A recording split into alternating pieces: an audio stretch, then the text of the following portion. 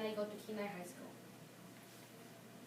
When I was 12, I made the hardest move and the first move of my entire life. I moved from Philippines to Alaska. It was one of the hardest because it was very new to me. New people, new culture, new language, new schools. It was very different and very hard. Climate was different. It was hot in Philippines. It was very cold here. And then in school, I felt that I would not fit in, and I felt that I was going to be socially awkward because of my language, and I felt that I was going to be bullied because of my accent, my color, and that I came from Philippines. Does school really have a big effect on social and emotional well-being? I think so, because every students say what they think, what they want to say. They don't think about it.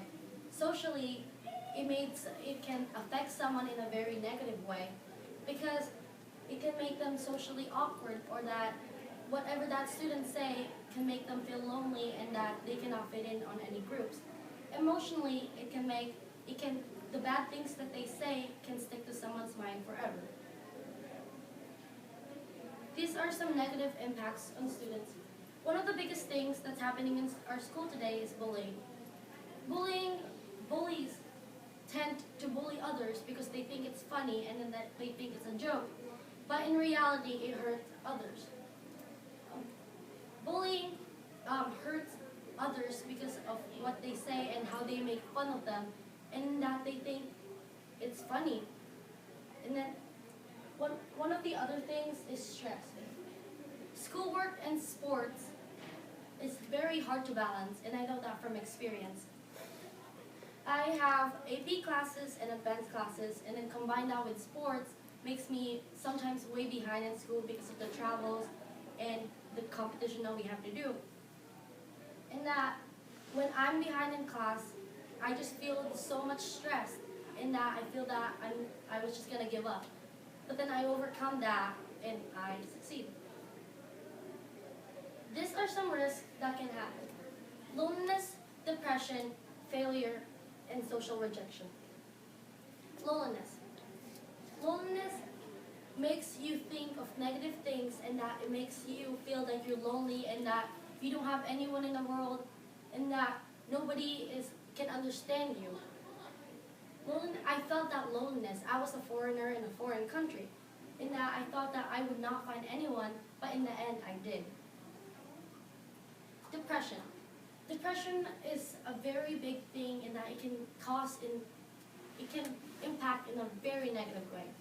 I have a friend who had a disorder called major depression, and he always go to school with a smile, with this happy face, but in reality he was hurting inside. He didn't tell anyone until recently, and I've known him for about 3 years now. He said that in his head that nobody can understand him, that nobody can figure out what he's going through, and that he's alone in this world. But we care for him and we help him through it. Not only us, but therapists help him too. And we encourage him to go to that, because depression can cause your grades to go down, it can make you not talk to others, it can make you go down in sports and not have fun at all. Another thing is failure. Other people think that when they fail, they won't succeed again. But in reality, as soon as you fail, you stand back up again and try again. And those people can succeed in life. In schools, some tests are very hard, and I know that because when one of the AP tests I had to take, I failed, and then I thought that it would bring all my grades down. But then I got back up again, and I tried the test again, and I got that grade higher. And another last thing is social rejection. Social rejection makes someone not talk to others, socially awkward, and in that they think that they would not fit in. How can we improve social and emotional well-being in school? Recently, I've seen on the internet about a student trying to come up with others, and that they encourage that alone person a lone student, they come up to them and ask them to join others. That student socialized with that alone person and trying to help them group with others and socialize and have fun.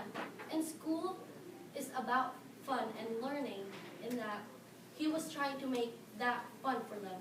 And that student brought this up to other boroughs and other schools and tried to share his ideas. And I feel that we need that in our school today because of the many cliques and groups that they are all in like little groups and they feel that they're not socializing enough. So he brought that idea to have everyone socialize. Another thing is that back in Philippines, we have this assembly every morning, and he got everyone ready for school and like very energetic and very happy. It was all about us having fun and conversing and sharing new ideas in school. And then one last thing is that recently we did an activity called Lip Dub. Lip Dub is about showing your school pride, school spirit, and advertising your school. It made us all connect, and that everyone was helping out, even those people who think they are alone and are in a corner, and those nerds, they think we got them all to help and join us in this small club.